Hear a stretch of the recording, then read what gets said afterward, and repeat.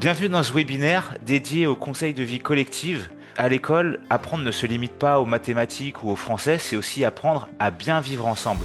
Et aujourd'hui, on va justement voir comment ce dispositif il peut transformer le climat de classe et donner une vraie place à la parole des élèves. Donc pour parler du conseil de vie collective, je suis accompagné de Camille. Est-ce que Camille, tu peux te présenter brièvement et présenter l'établissement dans lequel tu travailles? Oui, bien sûr. Bonjour Christophe, merci beaucoup pour cette invitation. Alors, je suis Camille, je suis cofondatrice de l'école OSE qui est située dans le sud des Landes, à Tarnos. On a fondé l'école en 2020. Donc on est dans la sixième année et c'est une école éco-citoyenne où on met l'écologie au cœur, l'écologie dans ses trois dimensions, donc l'écologie intérieure, apprendre à se connaître, connaître voilà tous nos fonctionnements, apprendre à dire non, ses limites, etc. L'écologie relationnelle, donc apprendre à vivre ensemble et à créer des relations harmonieuses avec les autres. Et enfin, l'écologie environnementale qui arrive un peu comme une conséquence. On considère que quand on prend soin de soi et qu'on prend soin des autres, on arrive à prendre soin de la Terre de manière naturelle. Dans cette approche, comment sont venues la mise en place des conseils de vie collective? Est-ce que c'est quelque chose qui a été présent dès le début? Est-ce que c'est quelque chose qui s'est imposé à un moment donné? Oui, le conseil de vie collective est venu vraiment dès le départ. Nous, on était formés à la pédagogie de la coopération avec Isabelle Peloux. Et du coup, ça faisait vraiment partie de nos piliers. L'éducation à la paix est un pilier pédagogique. Et dans cette éducation à la paix, nous avons les conseils de vie collective, donc que l'on a instauré dès l'ouverture d'école. Et justement, comme tu parles d'éducation à la paix, c'est quoi les besoins ou les problématiques auxquelles vous souhaitiez répondre en utilisant cet outil de conseil de vie collective? Alors déjà, on souhaitait rendre les enfants acteurs de leur vie quotidienne. Et pour cela, il fallait des temps en fait d'échange entre eux, des temps d'autorégulation. Et les problématiques, bah, c'est les problématiques de voilà de cours d'école. Il y en a tous les jours. Nous, on a des grands espaces verts, on a une forêt, un grand potager. Donc les enfants ont beaucoup d'espace pour faire des cabanes, des grands jeux libres. Et donc forcément, il y a des problématiques qui arrivent. Voilà, des règles qui sont pas mises en place de manière claire. Enfin voilà, après, je pense que toutes les écoles rencontrent des disputes, des conflits, et ça, c'est normal. C'est même sain, en fait, hein, de pouvoir traverser des conflits. C'est ce qui nous structure, ce qui nous fait grandir aussi. Donc, c'était vraiment l'idée de créer un espace où les enfants, justement, s'écoutent, savent proposer, trouver des solutions ensemble. Ça, c'était vraiment très important. Et du coup, c'est chaque semaine à l'école. Mais ça viendra peut-être dans tes questions après. Eh ben justement, ça me fait une transition toute trouvée. C'était la suite. Qu'est-ce que c'est qu'un conseil de vie collective et à quoi ça sert concrètement pour les enfants? Oui, alors du coup, c'est un espace qui est instauré chaque semaine. Ça dure environ 45 minutes. Parfois, ça peut déborder un peu. Nous, on a deux sortes de conseils. Une fois sur deux, c'est un conseil d'école, donc là où on réunit tous les élèves ensemble, et une fois sur deux, un conseil de classe, où là, on parle plutôt des projets de classe ou des problématiques de classe. Donc, on a un tableau dans la classe où les enfants inscrivent tout au long de la semaine des choses. Donc, dans ce tableau, on trouve la colonne j'annonce, donc on peut annoncer des choses, la colonne je félicite, la colonne j'ai un problème ou je critique, j'émets une critique, critique vraiment dans le sens j'analyse quelque chose et je le juge avec discernement. Et ensuite, la dernière colonne, c'est je propose. Donc, je peux proposer un projet, une idée, voilà. Donc, il y a quatre colonnes et donc les enfants inscrivent leur prénom avec une petite phrase pour qu'ils se rappellent leur sujet. Et ensuite, au moment du conseil, donc on a trois acteurs. On a un président qui va mener le conseil, mener les votes, suivre les sujets. Ensuite, on a un maître du temps qui va faire attention au temps. Donc, c'est 1 minute de parole par personne et il va aussi regarder le temps par sujet. Donc, c'est 15 minutes maximum par sujet parce que sinon, des fois, ça peut être un peu trop long. Et après, il y a un secrétaire qui note. Donc c'est assez succinct au niveau des notes. On va vraiment privilégier les propositions et les décisions. Donc c'est plutôt à partir du CE2 qu'on peut avoir des présidents et des secrétaires, que les enfants sont quand même plus à l'aise dans la prise de notes et dans la prise de parole. Et donc en fait, le président va reprendre ce fameux tableau avec les différentes choses et différents sujets de la semaine. et on va ensuite faire dérouler le conseil. J'avais une petite question par rapport aux outils que tu utilises pour le conseil de vie collective. Tu as parlé du tableau avec j'annonce, je félicite, je critique, etc. Est-ce que Mhm. pour ce qui est prise de décision ou proposition, tu peux nous parler peut-être aussi du tamis? Il me semble c'est le tamis de la faisabilité, peut-être la place de l'adulte. Si tu peux Oui, juste tout à rentrer fait. dans un petit niveau de détail supérieur maintenant. Oui, oui, tout à fait. Alors déjà, je vais reprendre en fait dans j'annonce, il y a 1 minute maximum et ensuite il se passe rien, c'est juste une annonce. Dans je félicite, c'est la même chose. Après, pour je critique, il va donc y avoir 1 minute de parole et ensuite il va y avoir un tour de parole pour ceux qui le souhaitent pour proposer des solutions. Et après, il y a un vote. Ensuite, dans je propose, c'est pareil, il y a un tour de parole. Donc l'enfant propose quelque chose, puis il y a un tour de parole. Alors là, c'est un peu bah, les enfants vont émettre leur avis, ce qui leur vient par rapport à cette proposition. Et c'est très intéressant d'avoir ce tour de parole avant les votes, parce que du coup, parfois, la proposition va évoluer grâce au tour de parole et aux idées des uns et des autres. Donc c'est vraiment là, c'est un peu comme les ateliers philo. Ça va vraiment faire évoluer, voyager la pensée. Et ce qui fait qu'à la fin, on a un vote qui est plus, avec des propositions plus claires, plus affinées. Il y a 2 colonnes qui mènent au vote, c'est je critique et je propose. Ensuite, effectivement, dans Je propose, souvent, ce sont des projets, des idées. Et là, on a créé un document qui s'appelle le TAMI, justement, le TAMI de la faisabilité d'un projet. Donc là, on l'a créé avec les enfants. Il y a 4 questions. Donc, il faut que l'idée, le projet puisse passer à travers les 4 questions. Donc, la première, c'est est-ce que ce projet, cette idée a du sens dans une école? Donc, si ça passe, si c'est oui, on passe à la deuxième. Est-ce que tous les âges sont concernés? La troisième question, c'est est-ce que les besoins du vivant sont respectés? Ça, on a dû la rajouter parce que parfois, on voudrait avoir un animal à l'école et puis parfois, voilà, c'était un animal sauvage, donc du coup, ça respectait pas les vivants. Et ensuite, la quatrième question, c'est est-ce réalisable humainement et financièrement? Donc là, on voit s'il y a assez d'adultes accompagnants, ou ce qu'il faut faire pour qu'on ait assez d'adultes. Et après, on regarde dans la cagnotte des enfants si financièrement c'est possible. Et les enfants ont une petite cagnotte suite à des ventes. Et voilà, on va utiliser cette cagnotte pour les projets.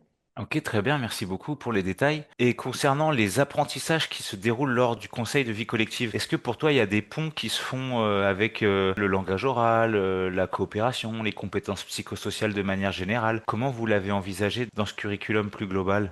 Bah, c'est un petit peu tout ce que tu as dit, effectivement, la coopération, la prise de parole. Nous, à côté de ça, on travaille quand même pas mal la prise de parole devant les autres avec les conférences inspirées de Freinet.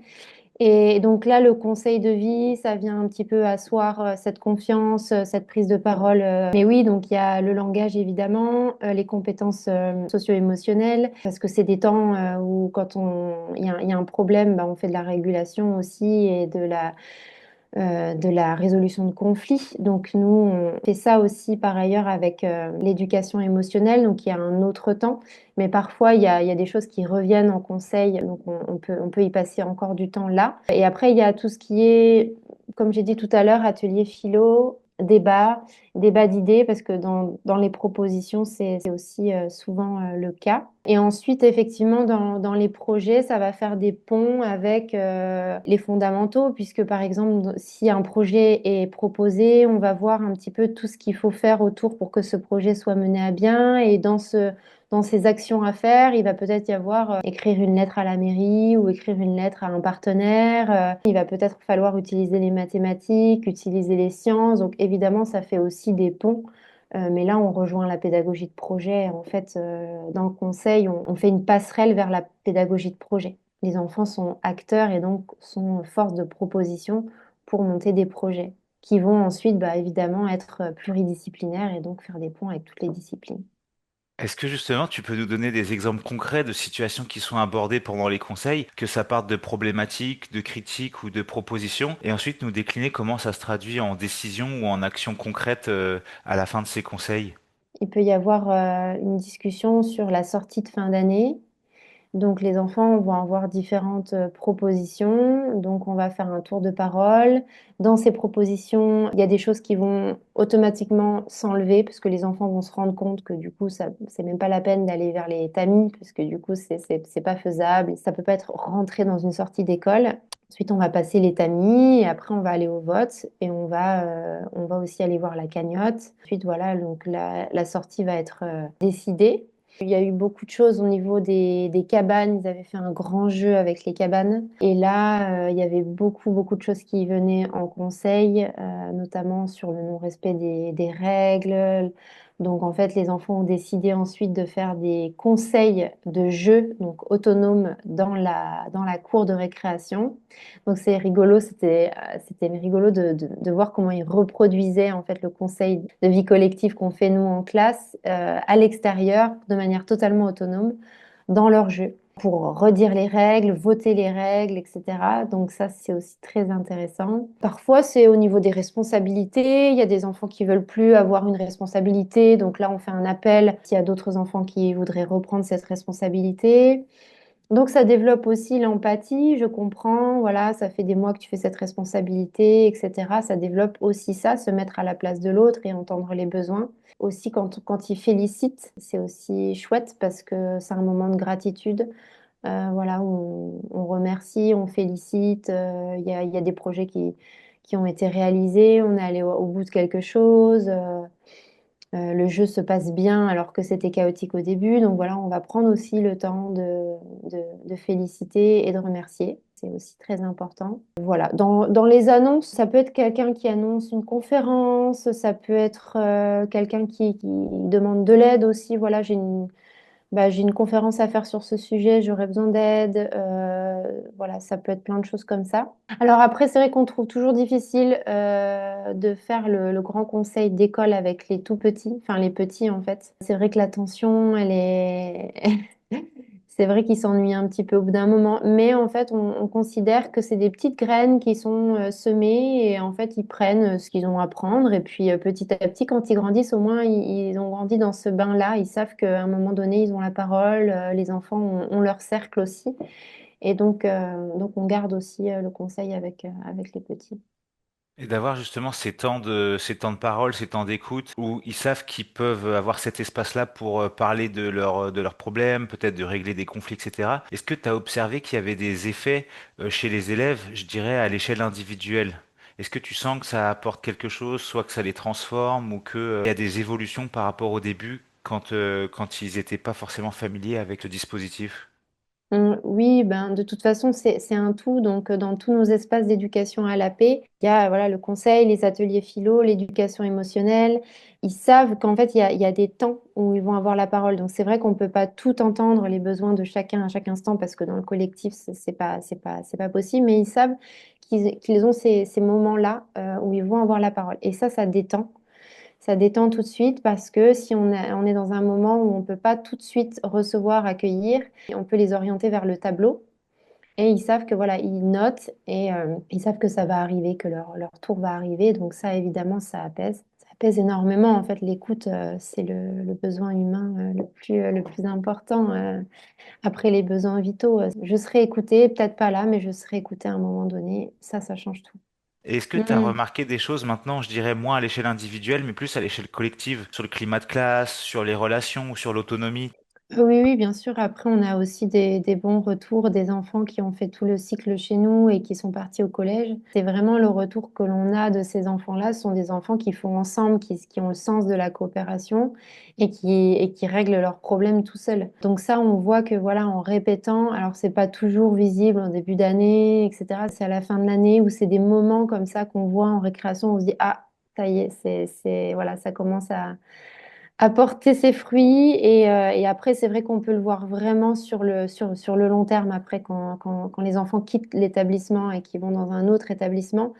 C'est vrai que voilà, on a une directrice là de collège qui dit que vraiment ce sont des enfants différents, qui portent des projets, qui ont confiance en eux, ils se sentent écoutés et ils ont l'audace aussi de, voilà, de parler en public, de pouvoir proposer des choses.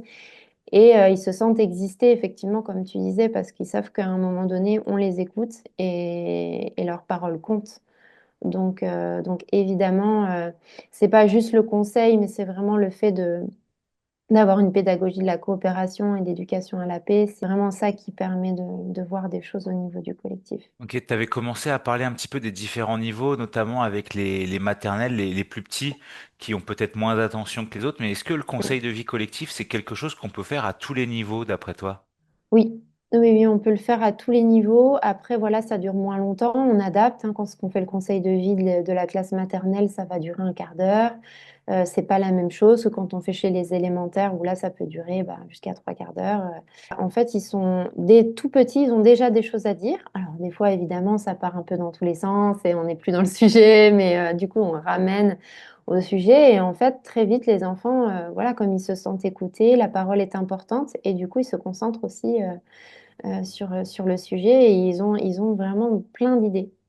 Et ce serait quoi les conditions de réussite pour faire un bon conseil de vie collective ou alors pour le gérer sur l'année? Est-ce que tu penses à des choses, à des conditions, à des ingrédients clés pour réussir ces conseils?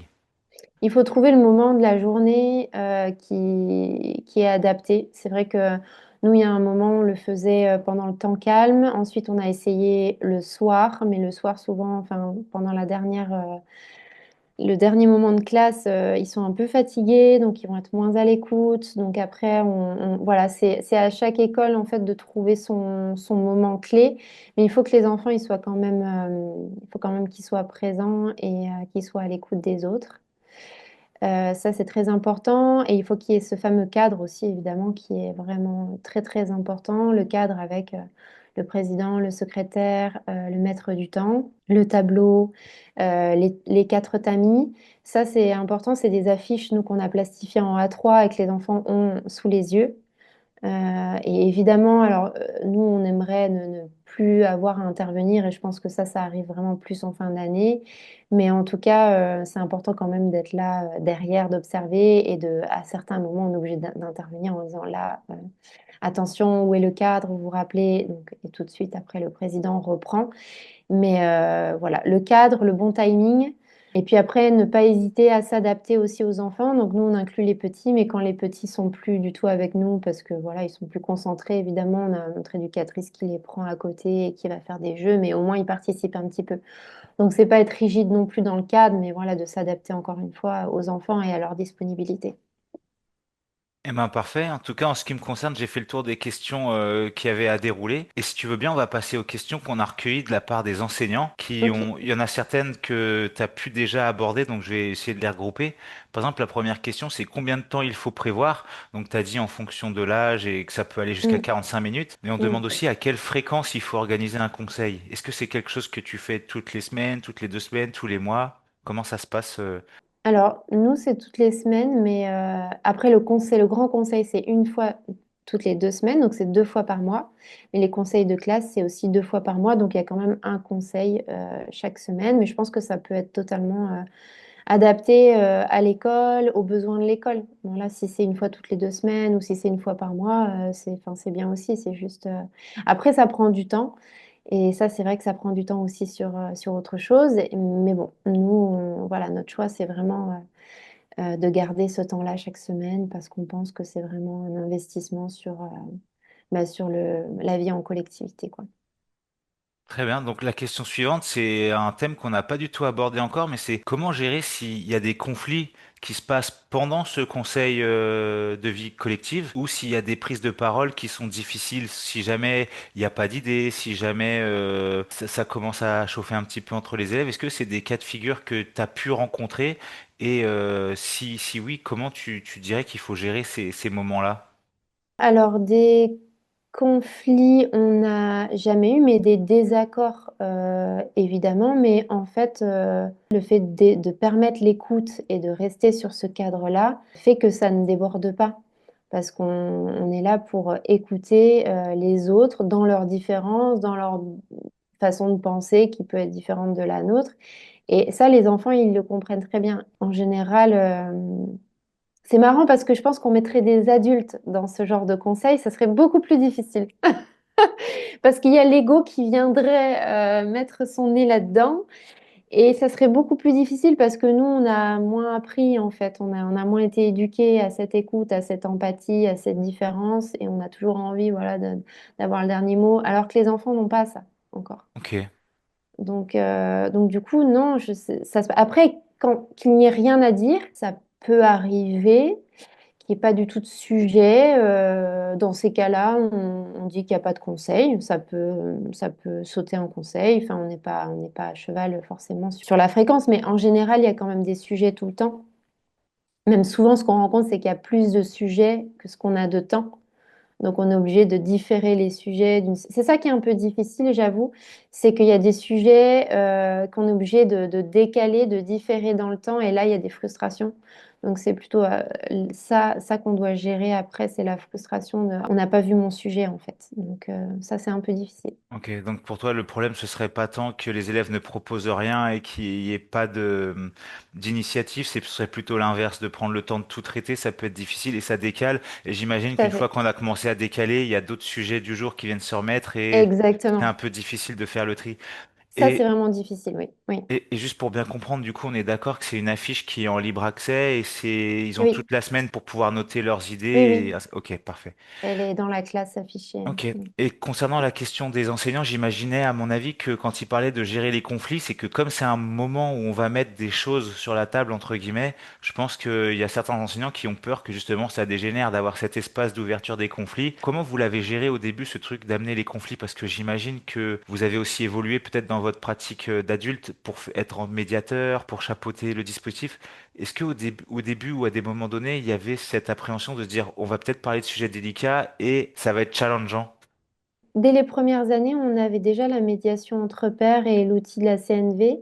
Donc, Ok, on a un autre moment dans la classe, dans la semaine, pardon, qui est dédié vraiment à l'éducation émotionnelle et la relation à l'autre, la gestion de conflits. Donc, en fait, si jamais au sein du conseil de vie, il y a des conflits qui reviennent, on n'arrive pas à résoudre sur le moment, on diffère et on dit qu'on va gérer ça plutôt dans cet espace-là d'éducation émotionnelle, où là, on va repartir vraiment sur l'écoute de chaque partie, les besoins, et ensuite, on va essayer de trouver un compromis gagnant-gagnant, pouvoir repartir sur de bonnes bases. Mais après, c'est pas le lieu non plus du conseil de vie de résoudre les conflits. ok, Ça peut arriver.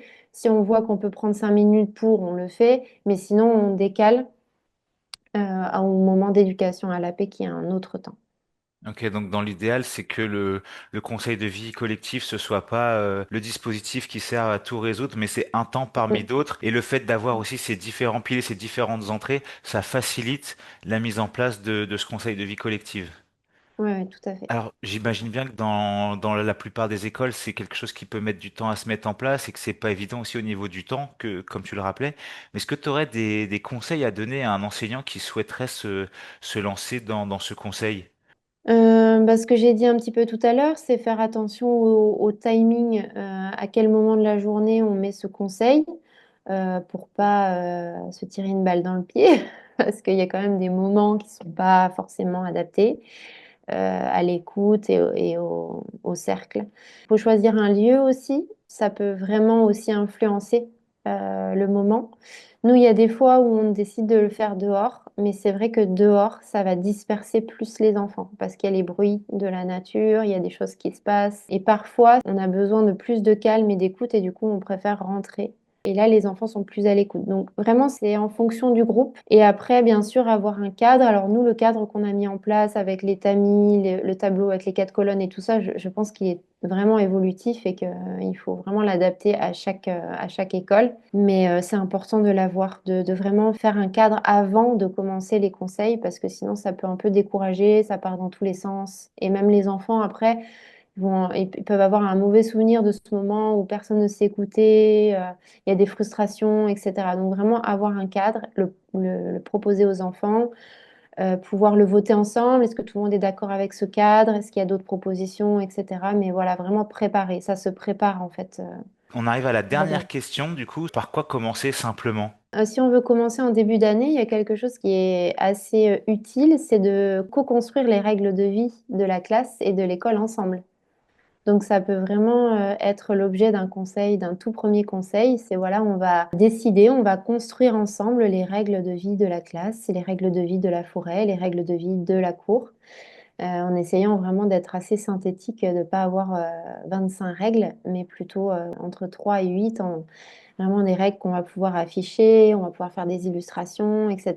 Et ça, du coup, ça peut vraiment être un départ qui a du sens pour les enfants, où tout de suite, ils vont se sentir acteurs. Ah bon, cette année, voilà, on décide des règles.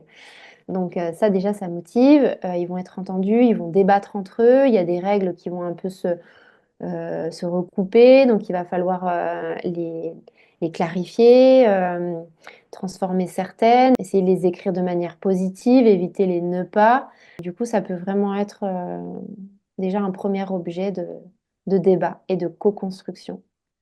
Eh ben, parfait, merci beaucoup. Est-ce que tu vois un sujet qu'on n'a pas abordé que tu aimerais peut-être développer ou est-ce que pour toi on a fait le tour de tous les points qui étaient nécessaires? Ce que je dirais, c'est un peu ce que j'ai dit tout au long, c'est que si on instaure les conseils de vie et qu'on veut vraiment du résultat, c'est important d'avoir d'autres espaces aussi. Parce que si on permet pas trop aux enfants de prendre la parole et que tout d'un coup, on leur demande une fois dans la semaine de prendre la parole, ça va être compliqué. Donc c'est bien d'avoir d'autres moments où ils puissent prendre la parole. C'est bien d'avoir un temps de médiation, de gestion de conflits en dehors du conseil, parce que sinon ça risque effectivement d'être le moment où tous les conflits viennent et explosent. C'est un peu des temps qui sont liés au conseil, mais qui font en sorte que le conseil puisse devenir un moment vraiment bénéfique et agréable pour les enfants. Ben parfait, merci beaucoup. Moi de mon côté, j'en profite juste pour dire que quand on est venu pour filmer dans ton école ou faire les ressources, on a vraiment vu que les élèves avaient une sorte de maturité qu'on voyait pas dans toutes les écoles, qui avaient une facilité à s'exprimer, à partager des choses et que c'était assez tourné aussi tout de suite vers les solutions. Et j'invite les personnes qui sont intéressées par ce dispositif-là d'aller sur le site internet pour voir les ressources qu'on a pu co-construire ensemble. Et tu parles de la médiation entre pairs, c'est aussi quelque chose qu'on a documenté dans une autre école, donc surtout n'hésitez pas. Et d'aller Mm. se renseigner sur des thématiques que tu as évoquées, comme par exemple la pédagogie de la coopération, la pédagogie de projet, l'éducation à la paix. C'est vrai qu'il y a plein de thématiques, il y a plein d'outils à aller piocher et qu'ensuite on fait sa propre Oui. pédagogie à partir de ça. Mais en tout cas, merci beaucoup pour ton temps et ton partage. Avec plaisir.